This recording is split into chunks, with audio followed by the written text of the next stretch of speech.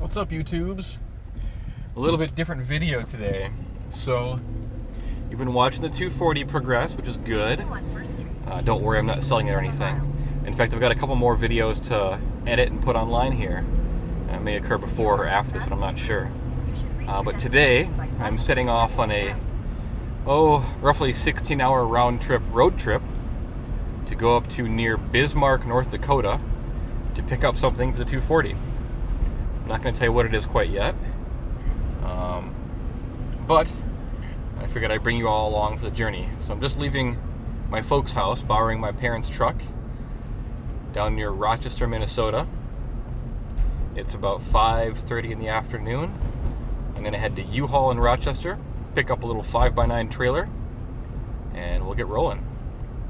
So stick around, guys. Help keep me company and keep me awake. And I'll update you as I go. Alright, it is 6:30. We are leaving Rochester. I picked up a U-Haul trailer. You can probably see it back there somewhere. And I am heading north to Bismark.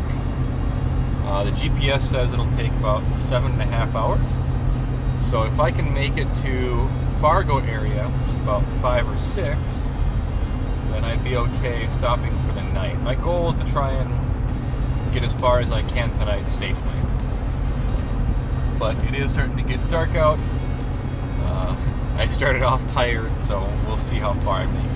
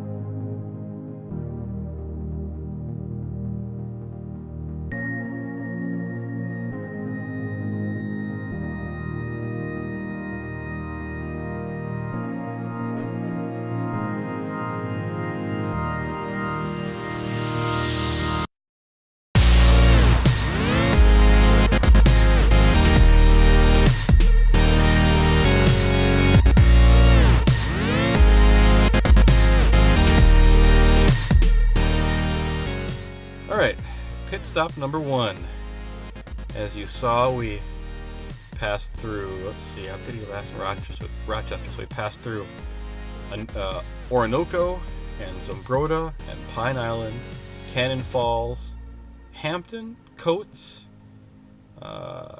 St. Paul, into Minneapolis, and now we're northwest of Minneapolis in Maple Grove, and it's about 8 o'clock.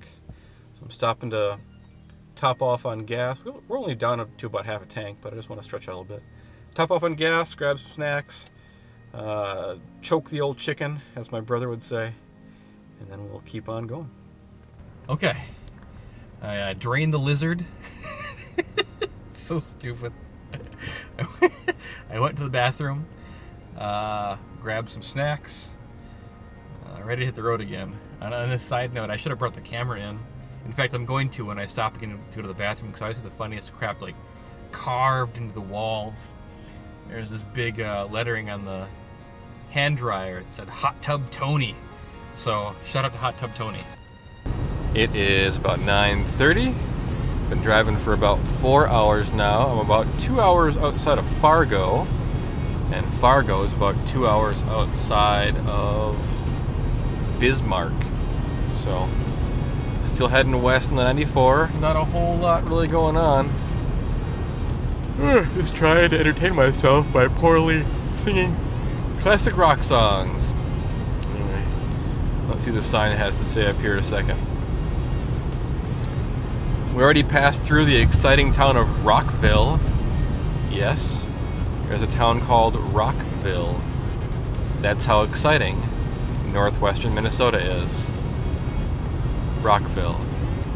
There we go. So Moorhead is on the Minnesota side of the North Dakota border, and Fargo is on the North Dakota side. They're pretty much sister cities, if you will. So 134 miles at 70 miles an hour should be just under 2 hours. Whee!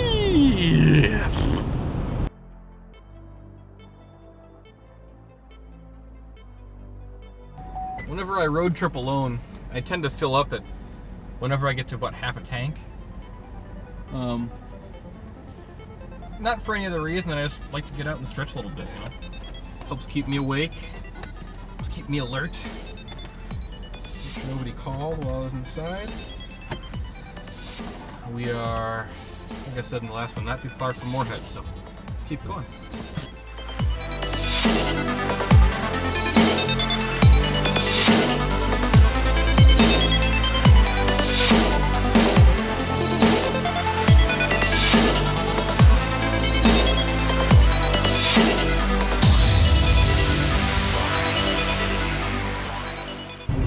It's just past midnight. We are in North Dakota. We are past Fargo. We are about 2 hours out from Bismark, which is near where I am meeting this fellow to pick up the thing that I'm picking up. You'll find out soon enough. I don't think I'm going to go all the way to Bismarck tonight. I'm getting pretty tired. I'm kind of keeping myself awake with my energy drink here, so I'll probably go for maybe another hour or so, and then find whatever hotel, motel, stabby, crappy place that I can, and sleep tonight, and wake up and drive the last hour tomorrow. Stick around, we'll see how far we make it. Alright, we are pretty well done with our trip for the night. Found a hotel that's cheap, works great because I'm cheap. I'm hoping that I don't get stabbed in the face or turned into some sort of penis sock while I'm sleeping. But barring those things, I'm excited to go to bed. Morning. Just woke up a little bit ago. It's about 10:45-ish. I've only got about an hour and a half left in my drive today. So I'm gonna hit the road here in a minute. Gotta get some gas.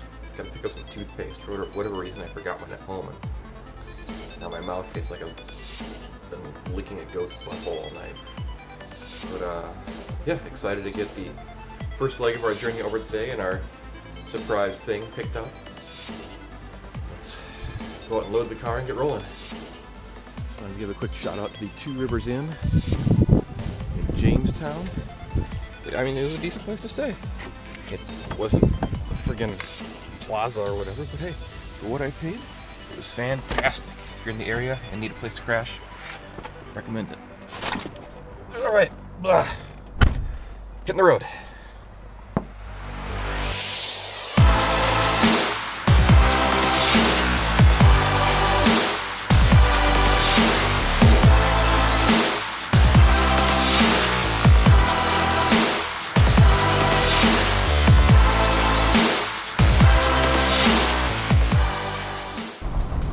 Alright guys, just met with Jacob, the owner from whom I have purchased the aforementioned thing of which I've spoken. Super cool guy, really nice. Seems to be a straight up guy, so if you have to work with him in the future, I'd certainly recommend it. I'm gonna get into town here a second, stop and grab some food, wash my hands, and then I will show you what we picked up. Stick around for a second.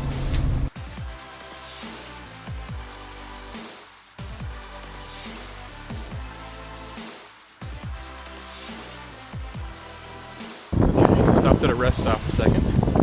Just a few miles from where I picked up the thing that you're going to see in a second. Just to wash my hands and use the bathroom before we get back on the road for a while.